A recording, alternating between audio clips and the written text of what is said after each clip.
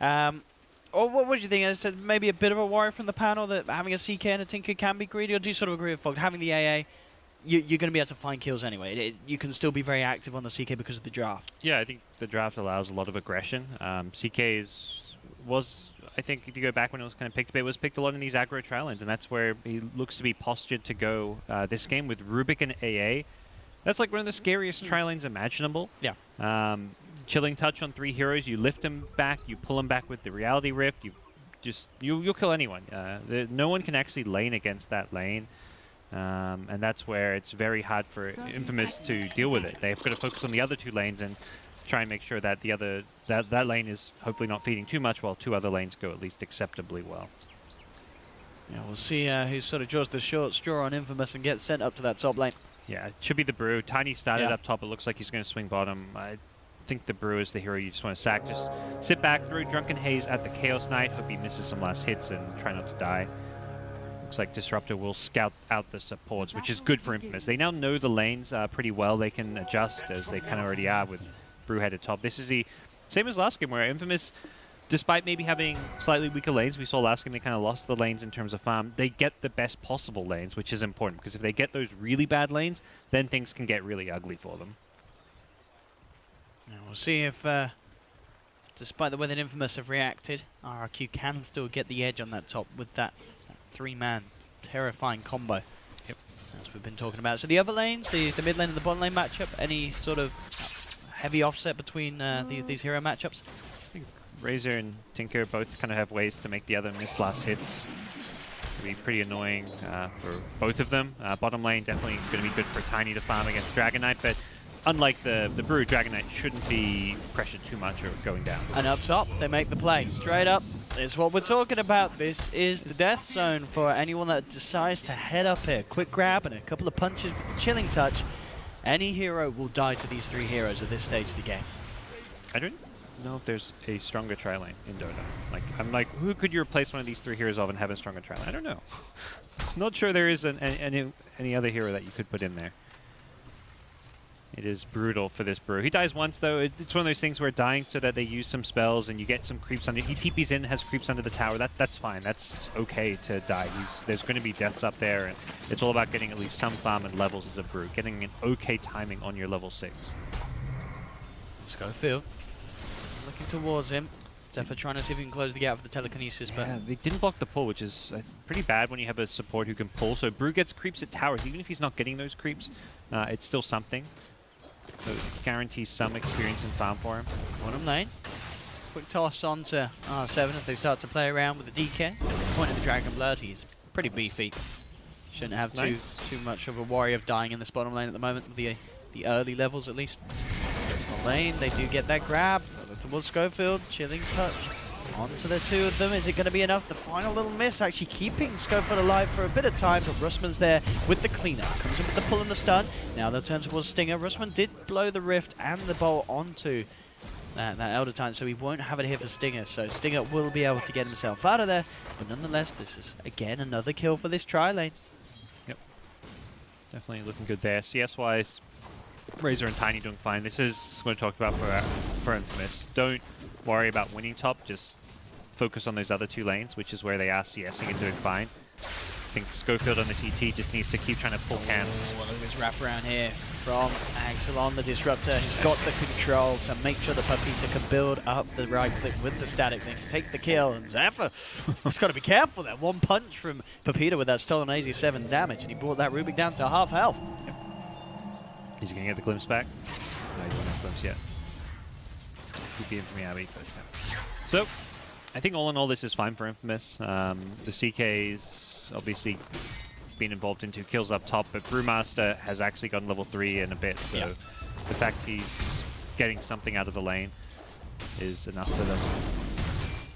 Yeah, as you say, RRQ just haven't quite been able to control that creepy equilibrium as much as they would have wanted to up there. The XP is still going the way. Bottom lane, Tiny getting DK very low. Don't think he'll kill him. Yeah, it's just the 1 point in the avalanche, and Manils knows he's not going to waste it on R7 as of now.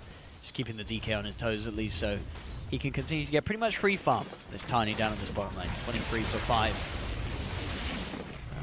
very easy time in terms of CSing as he comes close to pretty much doubling the last hits of that DK. Down on his own on the bottom. Yeah, bounty runes coming up.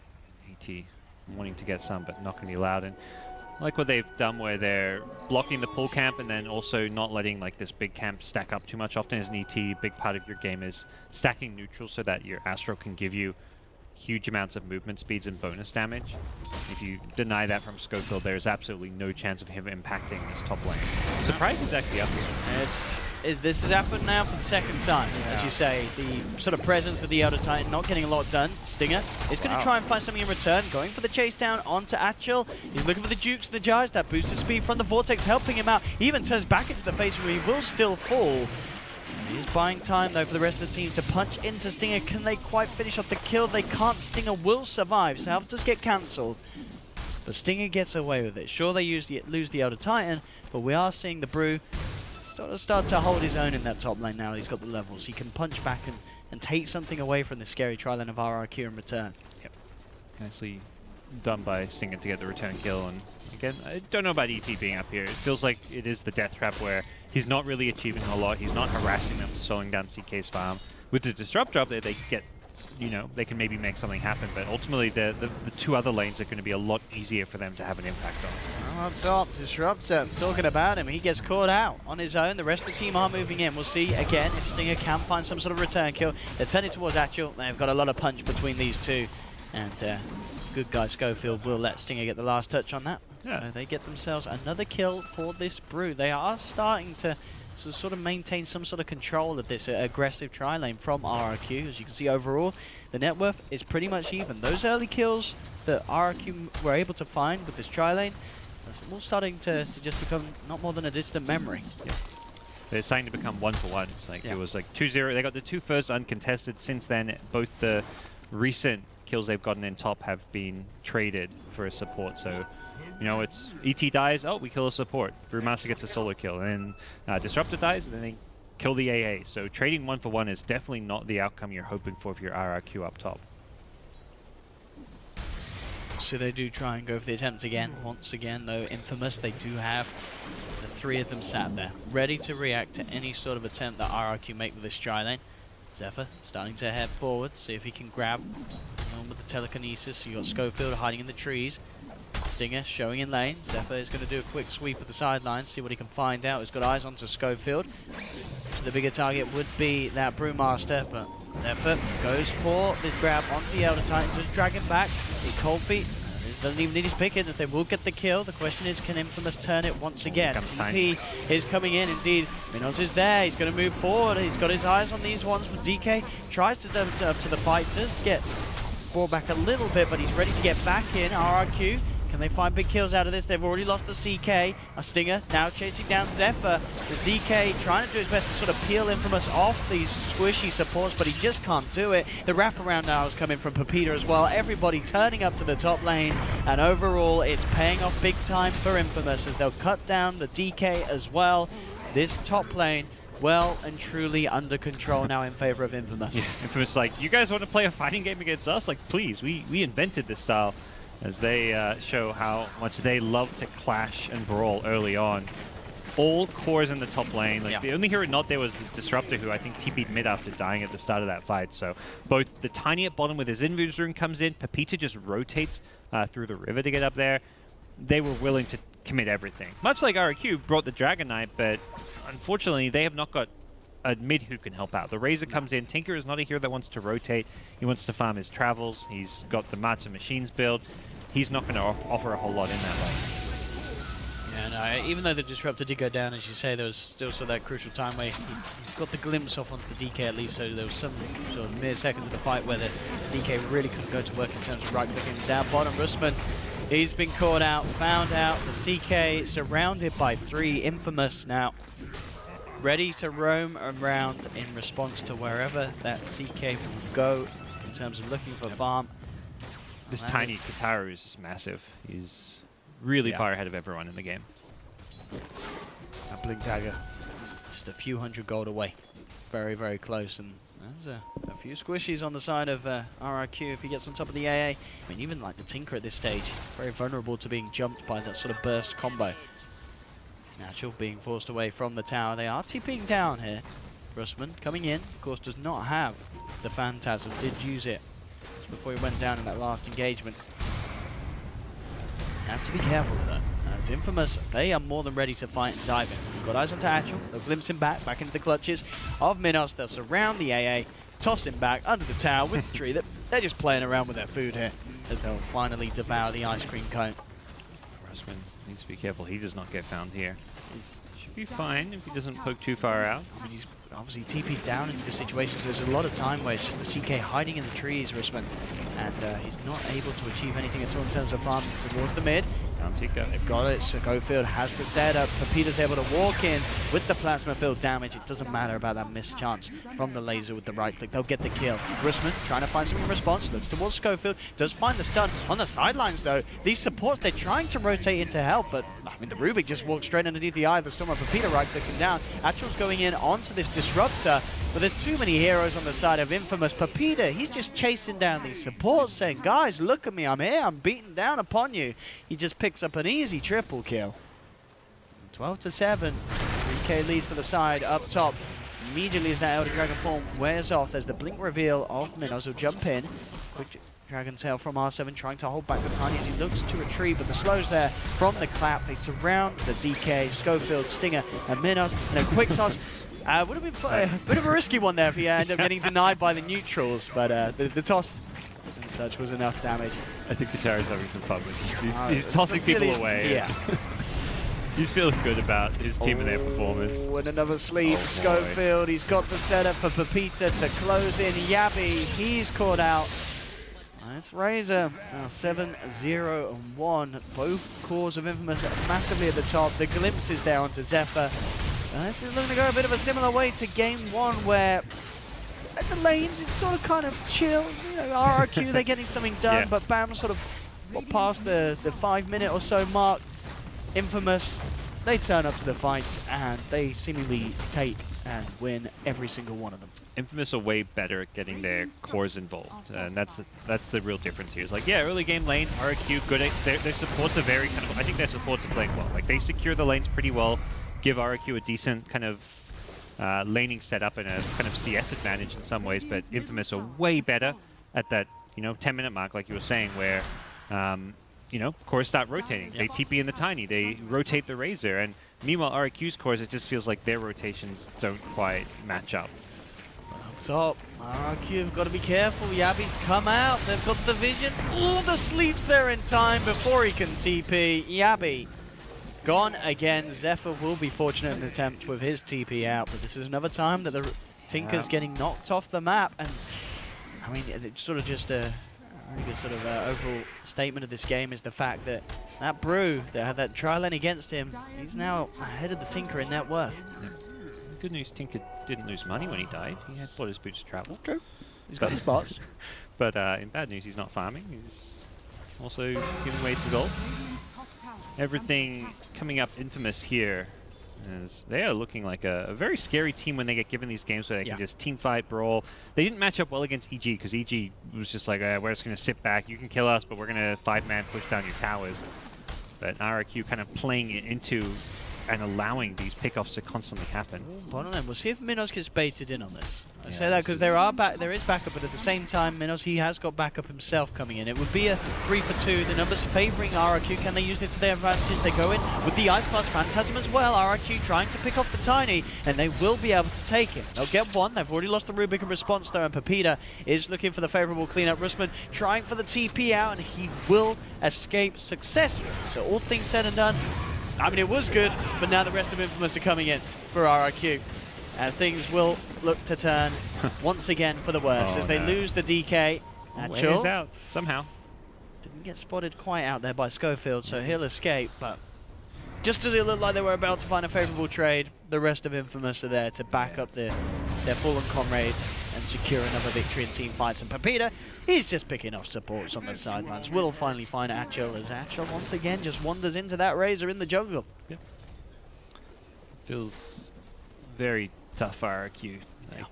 They've kind of had the tools at the start. They did enough in the lanes, but they're just getting outplayed and Infamous constantly running over them. Very hard Tinker game because of the scouting tools that exist. You've got the ET Spirit, that can always find it even when he has the blink in the trees, the plasma field from Razor.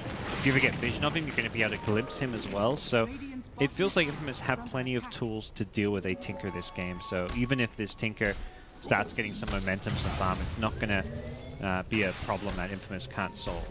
Top lane, Wursman is pretty far out. Infamous are coming in for the fight. RRQ are bringing in numbers as well. They're going to try and make an attempt to sort of turn this one around. Avalanche comes out onto the CK, but Peter already sort of holding forward at the bottom, making sure that no one can get through to help out Wursman on his Chaos Knight. They'll try for the telekinesis. They do get the Ice Blast pass over onto a couple of members of Infamous. Stinger still with the chase down, forcing RRQ back.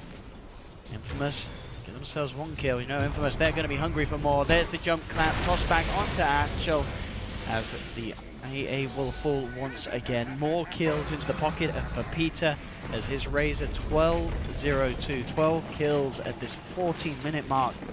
7k lead.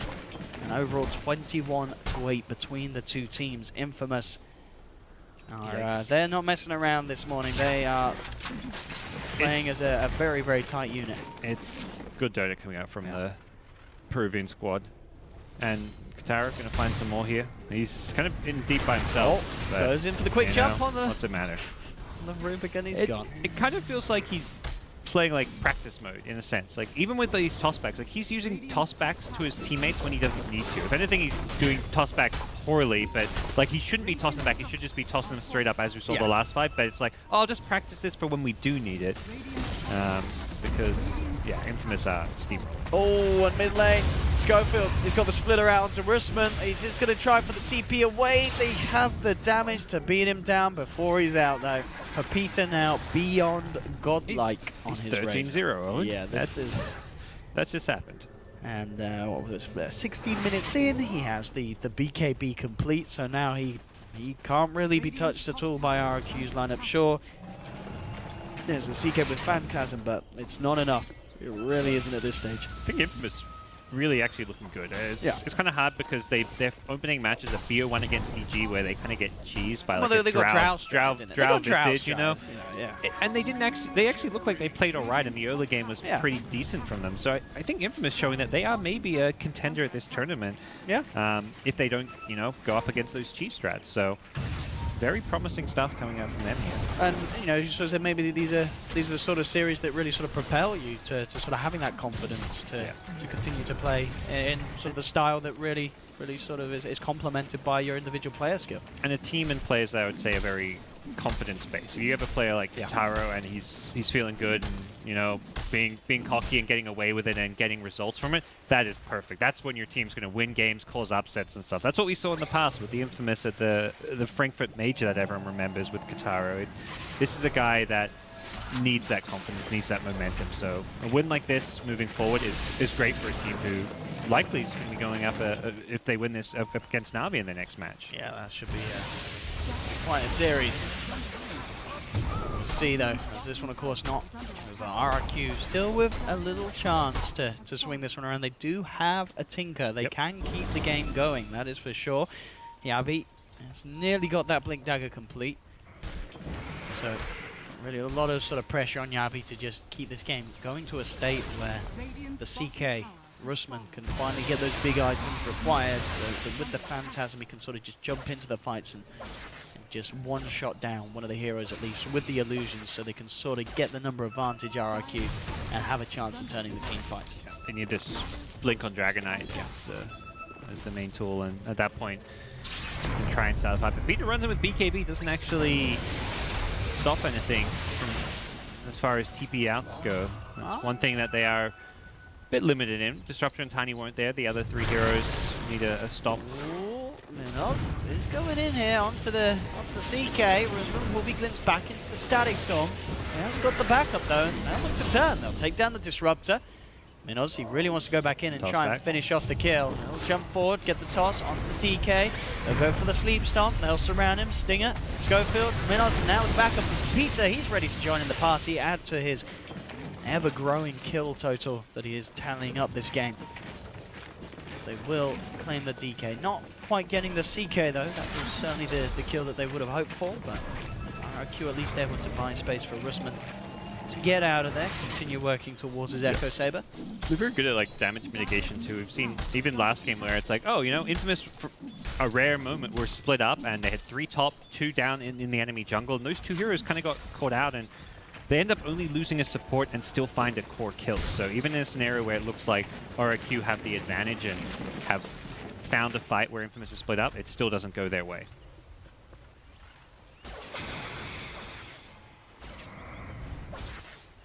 For Peter, once he has a Shiva's Guard, it's going to be pretty untouchable. I mean, already with just the plate mail on top of that BKB. Yeah, I don't feel like the Chaos Knight's going to be able to have much of an impact this game. It's really just the Razor who can easily have an impact. Oh, sorry, not the Razor, the Tinker, but not going to be the easiest of games for him. I've seen even Razors match up well against Tinkers. This Blink Dagger build that you can sometimes go, we may see it after the Shivas, can be very effective. On top, talking about Blink, Minos in there with the job. Hey, caught out again, Achel's gone. Again, he tosses him to the creeps rather than straight up. Why not? Take a tower off the back of that as well. Must keeping the ball rolling. Towers can probably even eye off Roche fairly soon. They don't have the best Roche lineup, but with the DD rune outside the pit, they sure as hell can take it. Yeah, very little really the RRQ can do to get a look in on putting a stop to this Roshan attempt. It should fall down way too quickly for any sort of reaction to come through from RRQ. They do have the Echo Saber finished on the CK, but as we've been saying, with the itemization of Pepita, there's very little chance of finishing him off. Get the Ice Blast into the pit, temporarily slow them down, but that's obviously not too scared. They're very beefy heroes now at this stage of the game. They'll continue through, finish off Roshan, get the Aegis into the hands of Minos. Yep. They mostly even dodged the Ice Blast thanks to the Sentry Ward they had, spotting it flying over. Things looking very, very good. The team fight is just something RRQ can't even look to because of the Brewmaster split. It feels like Infamous is going to have the advantage there, not to mention the BKB on Pepita's Razor. Radiant's middle tower is under Stinger at bottom, needs to be careful. There we have it. They've managed to get it. The sneaky little Fade Bolt clapping and Tinker there. Just the right amount of burst to get Stinger down before the split comes out. Yeah.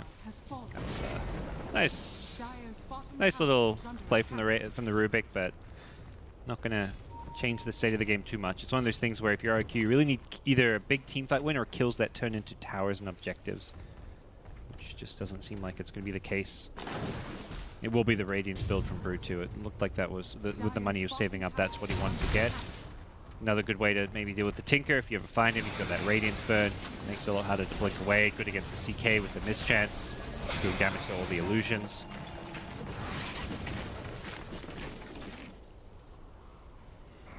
Shiva's Guard pretty much done on the Razor. Just the money for the recipe to go. 22 minutes. Both Pepita and Minos just insanely farmed. Yeah. For RRQ, they've got to find a way to burst a hero. They've got really good setup for the Ice Blast. That's key for them. They've got the Dragon Knight stun with a Blink Dagger. Chaos Knight has a Blink Dagger queued up, and even just being able to follow up the Dragon Knight with a stun of his own guarantees the Ice Blast landing, and then they can amp up all the damage with the Ice Vortex. So their burst potential is there. Even a Razor with BKB, if they get a stun on him before he BKBs, can be bursted and taken down. There's a chance. There's certainly is, because look at the rest of the team members. They don't really have anyone with any sort of save. There's very little ways to. Got a Glimmer Cape, but that's sure mitigation. Okay. It's not a save, in a sense. I guess they could look for a sweet toss back play, but that's true. I mean, that's sort of the saving tosses. You know, Minos, okay, Kotaro doesn't really seem like the guy who's going to be looking to saving his teammates. He wants to toss the enemy. He wants to toss his teammates in even. Yeah. He's like, exactly. Yeah. We're fighting. It's his motif. So that's the Shiva's Guard done up in the top jungle. They've got the sleep.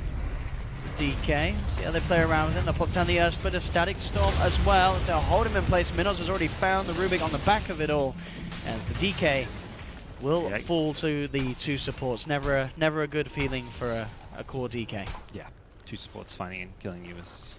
They do use ultimates, but ultimately that's not a big problem. And Rubik was getting brought down by Tiny elsewhere, so everything looking very, very good for Infamous, who are starting to build up some damage items on Tiny. Probably looking at, like, you know, we got to find a way to siege. Well, it's just kind of scale even more. So sure what that Telos was, but yeah, it's at this point it's not entirely going through the routines. There is still openings for RRQ, which is why Infamous aren't just able to run at high ground or keep going for kills, because that burst potential is there. So they are definitely showing some respect to RRQ's comeback potential. But it's going to come down to RRQ. If Infamous isn't going to give you opportunities by playing overly aggressive, you've got to start looking for smoke pickoffs and ways to at least get yourselves back in the game. Rubik, Tiny, finds the pickoff. Needs to get out now. Well, they are going to look to try and chase him. Quite alone. And they have got the pullback with the Rift and with the stun. They'll take him down once. That's the Aegis pop. Backup is en route to help out Minos for the round 2. Throw the Ice Blast out onto him. Indeed, on the back of it all, the Primal Split. Stinger just prioritizing Yabi, keeping this Tinker out of the fight, and he'll be able to finish off the kill as well. Tinker will fall. The DK surrounded as Pepita turns up. They swarm down the mid lane, Infamous. They found 3 so far out of this. Buyback will come out from Yabi. But the net worth lead increases. Infamous once again. They certainly did not mind sort of the Aegis going out of the hands of that Tiny, as they were more than prepared to make sure that they still got the favorable trade and they turn up in style. Yeah, if there's no Aegis, you kind of look at that like, oh, you know, that was maybe a even trade, like slightly okay. You lose your Tinker, your Dragon Knight, but you kill the Tiny who's out of control. But given he has an Aegis, that's definitely not worth it for RRQ. They were hoping that Tiny was in perhaps Katara fashion completely alone and they could kill him twice in a row. They weren't like over-committing for the first kill. They were trying to save some spells, but unfortunately for them, Infamous had the Brewmaster nearby. The Brew getting in there, and the Aegis buying him enough time for Infamous to turn things, and well, puts RRQ even more on the back foot, even further in the hole in terms of economic deficit as Tinker buyback. He's now down below 10k net worth, and all 3 Infamous cores topping the charts. And now Stinger with that Radiance complete. And of course, also looking towards this Tiny. That is Daedalus done at 26 minutes in. This is going to be quite some punch that this Tiny is packing. One of the, definitely one of the most fun Tinys I've seen at this sort of earlier stage of the game. 26 minutes and having nearing 17k net worth on him. Double damage in the bottle as well. That's, yeah, even the CK and DK aren't going to have too much fun when this Tiny gets his hands on them. DD Tiny, best carries of that rune. Massive amount of base damage that he has. And he is on the hunt with friends as well. Smoked up, moving around the map already. RRQ playing careful there into the tree line. Looking for these TPs out. There will be a scan from the Dire, catching him just on the edge of it there for a moment. They know that he's up here somewhere. The Spirit was just about to find him when it got pulled back. That was very close. R7. He's a lucky camper. He has got the TP scroll and will be able to get himself out as he wishes. I feel like he should be teaming out, but I guess he wants to creep skip some waves here. If you don't get caught in the first 10 seconds, you're probably like, well, they're done looking for me, so... Sure, yeah. I guess he's just super scared. He thinks that they are still hunting around in some sort of capacity. We'll see if he blinks out for this wave. But if he's thinking of creep skipping, that's what he's doing, but no. He's going to creep skip the next wave, apparently. Or he just didn't time it. I think, yeah, looks like he just missed the wave. So he's just going to take the long walk out from that top lane down towards bottom, where he certainly is needed. Because Rustman, he gets found out in his own jungle. Here we go. With the DD on the Tiny, he's gone. He's got a creep wave. Ah, there we go. Timed this one. He's got this one. R7. See if there's going to be any sort of response from Infamous. They could certainly send up a couple of heroes, even just the 2 supporters as we saw last time. Go for the pickoff. The build, Pepita, looking to end the game, just going for the Aghanims. Rubik doing the same thing bottom, but they're getting back. Back up top. Yabi caught out by the setup from Schofield, slams down the ultimate. Stinger turns up for the party. Yeah. Both side lanes, Rubik and DK, creep skipping waves, but hey, you know, we got a creep wave mid, we don't really care. There's even a creep wave bottom that was not skipped, so there's plenty of creeps to work around, and Infamous may just get a couple lanes of racks here. Certainly looks to be that case with this sort of pushing power that they have.